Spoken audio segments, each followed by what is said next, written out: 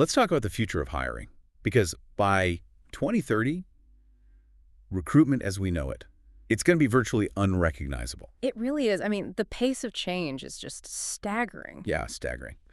We're really on the cusp of this massive transformation. The whole landscape, it feels like it's shifting right under our feet. Uh-huh. Think about it. You've got artificial intelligence, you've got neuroscience, and they're converging. They're completely reshaping how companies find people, how they evaluate them, and, ultimately who gets hired. Exactly. It's this convergence that's key. So welcome, everyone. We're diving into this really fascinating, fast-approaching era of what's being called neuro-recruitment. It sounds futuristic, I know, but the data we've been looking at, it really backs this up. We're seeing this profound evolution kind of moving away from the familiar hiring methods, the subjective ones. Right, the gut feeling. Yeah, exactly. Moving into something much more intricate, predictive, and, well, honestly, revolutionary. Precisely. Yeah. So today, that's our deep dive. We want to unpack neuro-recruitment, figure out what it actually means for companies, for candidates, why it's all happening now with such, urgency, and maybe most importantly, what it means for you, whether you're out there looking for a job or you're trying to build a great team. Yeah, it impacts everyone involved in the talent equation. So let's start at the beginning. What exactly is neuro-recruitment? Can you break that down? Sure. So at its core, neuro-recruitment is basically the strategic coming together of advanced AI tools with these pretty sophisticated neuroscience-based assessments. Okay.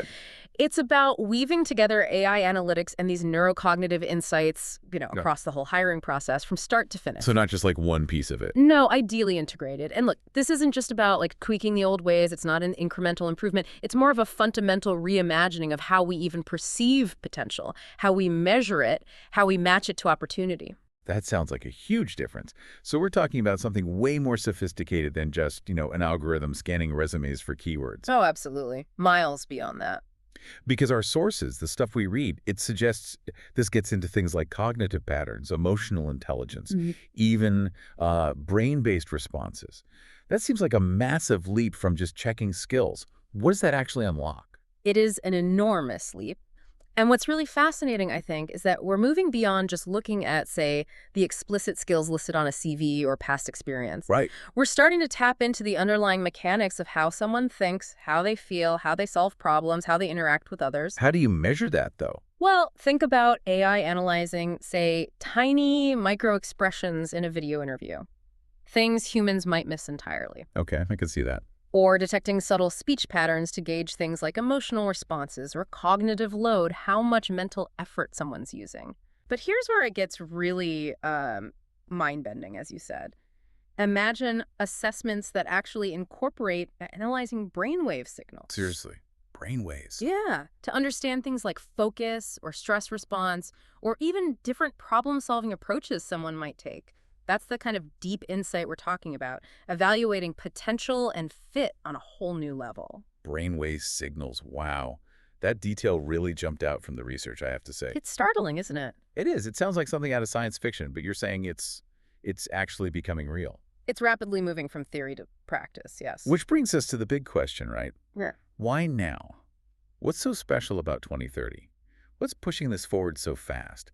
Is it just the AI? The why now is absolutely tied to how fast AI is advancing and how pervasive it's becoming. Okay. We looked at reports, from places like Forbes and Gartner, and the predictions are pretty stark. By 2030, AI is expected to handle something like 95% of the initial candidate screening. 95%. 95%. Just think about that scale. That's almost everything at the start. The vast majority of that early stage filtering. Yeah. Automated. Which, frees up human HR folks for much more complex, higher value work. That's an incredible number. It almost makes the traditional resume drop feel obsolete already. It's heading that way. But it's not just about doing it faster, is it? It's about getting different information. The research talked about predictive analytics going way beyond what we can do now, forecasting a candidate's long-term performance. Oh, exactly. Not just, can they do the job now, but will they kill it in, 2 years? How does that work? Well, that's the power of big data combined with really sophisticated machine learning. AI can chew through these massive data sets, employee performance, success metrics over time, even anonymized neurodata. Anonymized, okay. Crucially, yes. And it identifies patterns that, honestly, human recruiters just can't spot on their own.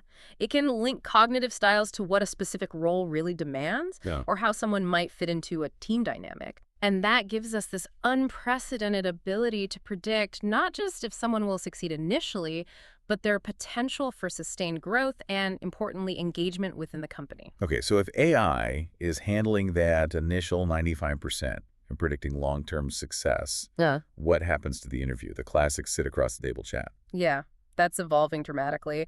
We're definitely looking at a big shift towards more engaging AI-powered simulations. Think virtual reality, augmented reality. Ah, so VR and AR simulations. Exactly. These immersive tools can put candidates into really realistic work scenarios. Imagine like handling a tricky customer service issue in VR Okay. or collaborating on a project virtually in AR. The AI then watches and analyzes how they solve problems, how they make decisions under pressure, even their resilience, all in a standardized, much more objective way. That level of immersion. Yeah. Yeah, it makes the assessment feel incredibly objective. And it Right. points towards the kinds of benefits this whole neuro-recruitment thing promises, right? Yeah. Because it's not just about being faster or more efficient. Oh, far from it. I think one of the biggest potential benefits, and this tackles a really persistent problem in hiring, is bias reduction. How so? Well, imagine an AI that's designed to flag, say, implicitly biased language in a job description that might unintentionally put off certain groups, or even detecting subtle biases in an interviewer's questions during that VR simulation, maybe, that could lead to an unfair judgment. So rooting out the unconscious stuff. Exactly. The Yeah. goal is making decisions based on objective, measurable data, not on those historical, often unconscious preferences or patterns. Oh. The promise there is for a much more diverse, more genuinely inclusive workforce. That really would be a game changer for fairness. Yeah. And then the material also talks about hyper-personalized hiring. What does that actually mean? For the candidate, for the company. Hyper-personalized hiring, it means going beyond just matching skills on paper. It's about finding a much deeper alignment. Okay. Aligning a candidate's sort of innate traits, their cognitive style, with the specific needs of the role, the team dynamics, even the wider company culture. Right. So for a candidate, maybe it means applying for jobs where you're not just qualified on paper, but where your personality, your problem-solving approach really meshes with the team. You find that flow. A better fit, basically. A much better, more natural fit than traditional methods often find. And for companies, it means finding people who are likely to genuinely thrive and stay engaged long-term. And speaking of long-term, you mentioned speed earlier. That's another huge advantage, isn't it? The reports we saw highlighted AI screening millions of candidates in hours. Yeah, the efficiency gains are just dramatic. That kind of throughput is, well, impossible for humans. It completely changes the speed at which companies can find talent. Responding almost in real time. Pretty much. And maybe one of the most sort of forward-looking benefits ties back to that long-term fit idea, retention prediction. Predicting who will stay. Exactly. Yeah. Imagine having data-driven insights based on that neurodata combined with performance metrics that can actually forecast with some degree of accuracy if a new hire is likely to stick around. It's like having a, well, not quite a crystal ball, but a much clearer view into employee engagement and stability. And that addresses a huge cost for businesses' employee turnover. Knowing who's likely to stay and be happy. That saves enormous resources. Immense resources. Okay, this all sounds incredibly powerful. Maybe? Almost too powerful. We have to talk about the flip side, right? The challenges. Privacy, ethics. Absolutely. You've hit the nail on the head there. It's a crucial point. Yeah. Using sensitive neurodata, I mean, when you talk about brainwaves or microaggressions, it obviously raises significant privacy concerns. Yeah, significant feels like an understatement. Right. This is deeply personal, often subconscious data. Think about that data reflecting how you think or react emotionally, getting into the wrong hands or being misused. The implications for just, individual autonomy and security are profound. Protecting that information has to be priority number one. Paramount. And with all this reliance on algorithms, is there a real risk of, dehumanizing the whole process, making people feel like just a data point? That's the dehumanization risk, and yes, it's a very real worry. If we lean too heavily on the algorithms, we could end up with a process where candidates feel their unique story, their personality, just gets lost in the data. AI brings amazing efficiency, amazing objectivity, but we have to be really careful. It doesn't strip away the human element. You know, the connection, the empathy, the personal touch, that's so important when someone's looking for a job. It's often a vulnerable time for people. Exactly. And it's worth noting, the sources we looked at, big HR publications like SHRM, HR Dive, they confirm these ethical debates are happening right now. It's a live discussion in the industry. That's good to hear. It's not just tech running wild. No, there's active engagement on how to navigate this responsibly. It's not just a technical challenge, it's really a societal one. Okay, so knowing these challenges are being discussed, looking ahead again to 2030, what's the sort of overall vision? How do these systems work in practice? And what happens to the humans, the HR people in this picture? Well, the 2030 vision seems to be one where these neuro-recruitment systems are pretty seamlessly integrated into how organizations operate.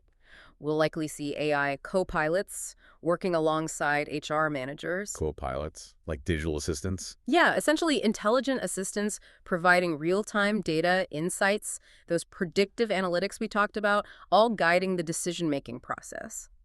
Hiring choices will likely be informed by these dynamic candidate data dashboards. Giving much deeper insight. Unprecedented insight, really, into potential and fit. So it's not about humans disappearing from hiring them. Not at all. But the role shifts profoundly. How so? What does the human recruiter do in this new world?